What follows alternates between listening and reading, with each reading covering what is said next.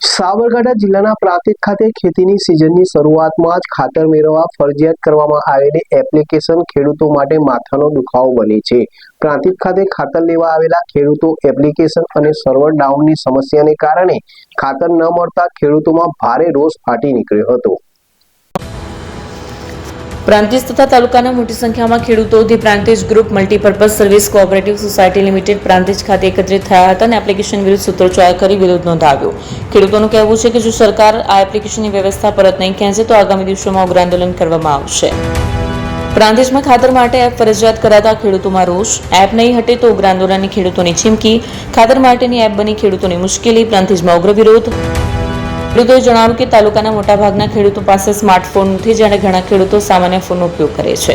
આવી સ્થિતિમાં એપ આધારિત વ્યવસ્થા ખેડૂતો માટે વધુ મુશ્કેલી ઊભી કરી શકે છે। ખેડૂતોનું કહેવું છે કે હાલ વાવણીનો મહત્વનો સમય ચાલી રહ્યો છે અને ખાતર સમયસર નહીં મળે તો પાકને સીધી અસર થઈ શકે છે। સર્વર ડાઉનથી ખાતર વિતરણ ખોરવાયું, ખેડૂતોના સૂત્રોચ્ચાર, એપ હટાવો, ખાતર આપો, પ્રાંતિજના ખેડૂતોનો સરકારને અલ્ટિમેટમ, ખાતર લેવા આવ્યા, નિરાશથી પરત ફર્યા ખેડૂતો। ખાતરની સમસ્યા તો બહુ જ ખરાબ છે। આ સાલ ખેડૂતો બધા પેલી એપ્લિકેશન આવી છે ખેડૂતોની ઓનલાઈન નોંધાવાનું ખેડૂતો અભણ છે। પેલા તો અભણ છે એટલે જ ખેતી કરે છે, ભણેલો હોય તો ટ્રેક્ટરી નાખી દે બરાબર। પરિસ્થિતિ બહુ ખરાબ થઈ ગાડી, ખેડૂતોને ખબર જ નથી પડતી તો કઈ રીતે ઓનલાઈન કરવાનું બધું એ થોડું અભાવ થયો છે અને ખેડૂતો જોડે કોણ જ નથી અને ફાવતા ને। બીજી વસ્તુ મારા ઉંમરના તો બરાબર થોડું મોબાઈલમાં ફાવે, પણ મારી મોટી ઉંમરના ખેડૂતો થઈ છે ઇવન મોબાઈલમાં કંઈ ખબર પડતી નથી, એટલે આઈને ત્રણ વાર ધક્કા ખાઈને પાછા જ હોય છે ખેડૂતનો। હવે સિઝન અમારી ચાલુ થઈ ગઈ, સિઝન હવે ચાલુ થઈ, વરસાદ અસલ વરસાદ બી ઓછો બતાવે છે મીડિયા અને સિઝન દરોબરું નાખવાની શરૂઆત થઈ। ખાતરમાં ખેડૂતના તકલીફ, ખેડૂત નાસીપાસ થઈ ગયો, બહુ જ નાસીપાસ થઈ ગયો ખાતર તો। સમસ્યા એવી છે કે અત્યારે જે સિઝન ચાલુ થઈ વરસાદના આવવાથી, આ તો અત્યારે તો કોઈ સિઝન છે નહીં। જો શિયાળામાં જો આ એપ ચાલુ રહેશે તો ઓલ ઓવર દર વર્ષે લાઈનો લાગી જ છે યુરિયાની ખાતરની, અને એક એપના એક જણના ખેડૂતના ખાતર લેવા અડધો કલાક થાય છે તો કઈ રીતે સોસાયટી વાળા કે દુકાનવાળા આ ખાતર આપશે? આના એપના લીધે ઉપર સર્વર ડાઉન હોય છે, એપ ચાલુ થતી નથી, જેટલું ખાતર જો એટલું મળતું નથી, અને ખેડૂતો આગળ અંગૂઠા મારીને જ ખાતર લે છે। કોઈ એમની તો લેતા હશે નહીં, એટલે કોઈ ચોરી કરતું નથી। જે ચોરી કરતા હોય એ સરકાર ઉપરથી એ જોવે જ છે, એ સરકારનું ધ્યાન રાખવાનું છે। ખેડૂતના જોડે તો પૈસા જ નહીં તો ચોરી કઈ રીતે કરવાનો છે? એટલે આ તાત્કાલિક એપ રદ થવી જોઈએ, બસ નહીં થાય તો આગળ ઉગ્ર આંદોલન થશે। ખાતરમાં શું અત્યારે તકલીફ છે? હું પહેલા સાબરકાંઠા જિલ્લા પ્રાંતિજ તાલુકા પ્રાંતિજ ગામનો વતની છું, મને 76 વર્ષ થયા। આજે જે ખેડૂતો ઉપર જે આ એપ નાખી અને ખાતરો આપવાની જે વાત ચાલે છે એ તદ્દન ખોટું છે। આજે 4 દિવસથી અમે આ મંડળી ઉપર આવીએ છીએ, આ મંડળી ઉપરથી અમને ખાતર મળતું નથી, એપ અમને આવડતી નથી અને મુશ્કેલી છે। 50% ખેડૂતો જોડે ફોન નથી, ક્યાંથી એપ નાખવાના છે? અને આજે સિઝન ચાલુ થઈ ગઈ છે અને ખેતરની તળામાર તૈયારી છે, ખાતર હાલ જરૂર છે પણ મળતું નથી। આ બધી વસ્તુ ખોટી છે અને આ રદ થવી જોઈએ કોઈ પણ સંજોગોની અંદર, અને ખેડૂતો ત્રાહિમામ થઈ ગયેલા છે। આની અંદર તમે જુઓ તો ખેડૂતો અત્યાર સુધી આવું કોઈ બન્યું નથી, ખેડૂતને જેટલું ખાતર જોવું એટલું મળે છે અને મળતું હતું, આજે બંધ કરી દીધું એટલે આ એપ ખોટી છે। આજે સર્વર ડાઉન હોય છે તો ખેડૂતો 4 દિવસ ધક્કા ખાય છે તો ખાતર મળતું નથી। આ 3 દિવસથી એપ ચાલુ કરી છે છતાં આવીએ છે તો કે ભાઈ સર્વર ડાઉન છે, આ છે, તો ખેડૂતને તો મરવું કે જીવવું? એટલે આના ખેડૂતો બહુ ઉશ્કેરાશે, આનું મોટું આંદોલન થશે। એટલે અમે તો એક અત્યારે હાલ એવું કહીએ છીએ કે આને ઝડપથી બંધ કરી દો, કે આ વસ્તુ ચાલવાની નથી અહીં ગાડી, અને ખેડૂતો ત્રાહિમામ થઈ ગયેલા છે અને ખેડૂતોની લાઈનો લાગે છે અને લાઈનોની અંદર સર્વર 2 થી 4 જણનું પેલા લોકો કરી આપે, આ કર્મચારીઓ બિચારા જોડે રહીને કરી આપે છે, એને કેટલો એક જણનો 20 મિનિટ ટાઈમ જાય છે કર્મચારીઓને, તો 5 ખેડૂતનું એ પત્તું નહીં, 50 ખેડૂતની લાઈનો થઈ ગયો છે। એટલે આ બધી હકીકત ખોટી છે।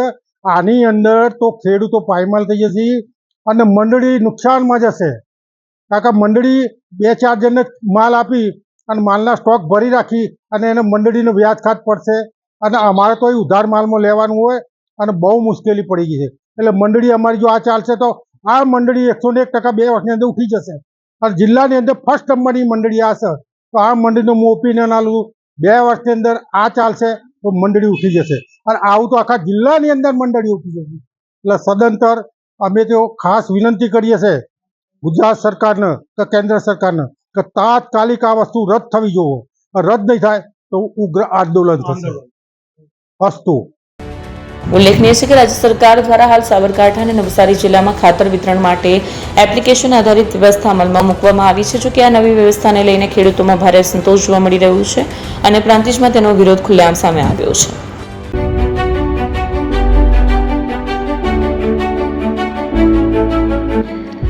છાસવાલા આવી ગયા છે હવે પ્રાંતિજમાં. પ્રાંતિજ તથા તાલુકાના લોકોને હવે અમદાવાદ, ગાંધીનગર કે પછી હિંમતનગર સુધી લાંબા નહીં થવું પડે. ઘર આંગણે જ છાસવાલા આવી ગયા. લચ્છી, છાસ, દહીં, પનીર, મઠો, ઘી ફેમસ, જેથી જ છાસવાલા નામથી જાણીતા છે. 42 કરતા વધારે સિટી, 250 થી વધારે શાખાઓ અને 187 થી પણ વધારે products. Ice cream, candy, kulfi, corn, Chocobar, sandwich ice cream સહિત અવનવી આઈસ્ક્રીમનો ખજાનો. અને હા, સ્થળ ઉપર મુલાકાત લો તો જરૂરથી અમારો કોલ્ડ કોકો ટેસ્ટ કરો. દુકાન number 19, Ishwar Krupa shopping centre, approach road, Prantij, જિલ્લો સાબરકાંઠા. Contact number 8329611618. ચંદન પટેલ.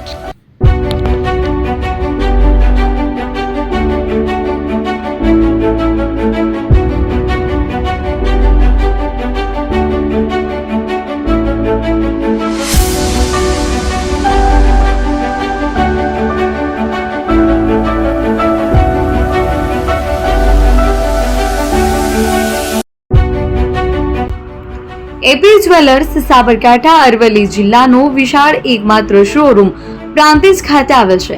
હવે સોના ચાંદીના શોખીનોને અમદાવાદ, બરોડા, સુરત કે મુંબઈ સુધી લાંબા નહીં થવું પડે. ઘર આંગણે જ વિશાળ showroom. Gold, silver, antique, diamond ખરીદવા માટે વિશ્વાસપાત્ર શોરૂમ એટલે એપી જ્વેલર્સ. સુવર્ણ દીપોત્સવ તથા 60 વર્ષની ઉજવણી નિમિત્તે દાગીનાની ગળામણ પર ભારી છૂટ. જૂના અને જાણીતા છેલ્લા 60 વર્ષથી પેઢી કાર્યરત હવે નવા રંગમાં અદ્યતન શોરૂમ એટલે એપી જ્વેલર્સ.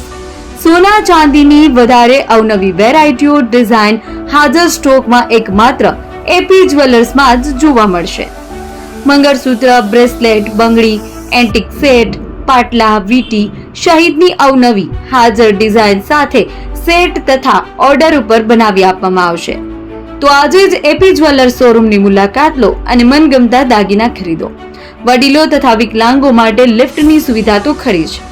લગ્નના ઓર્ડર માટે સ્પેશિયલ રૂમની સુવિધા. સ્થળ સોનીવાડા નાકા, નવા બજાર, પ્રાંતિજ, જિલ્લા સાબરકાંઠા. Mobile number 9903004400. હિરેનભાઈ સોની.